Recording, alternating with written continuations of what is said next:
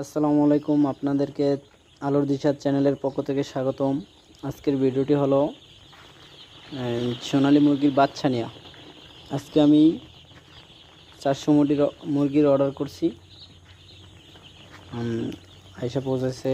এবং সোনালী মুরগির বুটিং কিভাবে দিবেন, কি কি ওষুধ বুটিংয়ে প্রয়োগ করতে হয় তা নিয়ে বিস্তারিত আলোচনা থাকবে আজকে।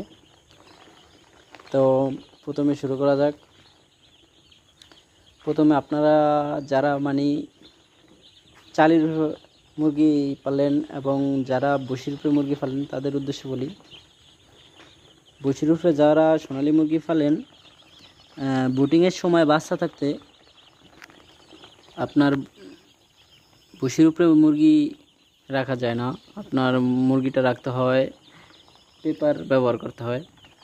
বুটিং যে কদিন 3 থেকে 4 দিন বুটিং করার পর তারপর লাইট একটু আলো দিতে হয়, তাপ দিতে হয়, যেটা বাচ্চার জন্য আপনার নার্ভটা কাঁচা থাকে, বাচ্চা থাকে তো ঠান্ডা লাগে এই জন্য।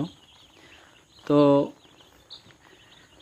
বুটিং দেওয়ার পর তারপর আপনারা প্রথমে মুরগির এনার্জি প্লাস বা আপনার গ্লুকোজ এটা ব্যবহার করতে হবে প্রথমে, কারণ মুরগিটা অনেকটা ক্লান্ত থাকে, দূরপথ থেকে জার্নি করে আসে বাচ্চারা, এজন্য এটা ব্যবহার করতে হবে। তারপরে আপনার একটা মেডিসিন আছে যেটা হচ্ছে যে লাইচোপিট বা লাইসো প্লাস এআইবি আছে, যেটা ব্যবহার করেন। লাইসো প্লাসটাই আপনার সবচেয়ে কার্যকারিতা। আপনার এটা লিটারে 5 লিটারে 1 ml প্রয়োগটা পারফেক্ট একটা বিষয়। তারপরে মনে করেন যে, তো আজকে মুরগির প্রথম দিনের জন্য আপনাদের মাঝে একটা ভিডিও নিয়ে আসলাম।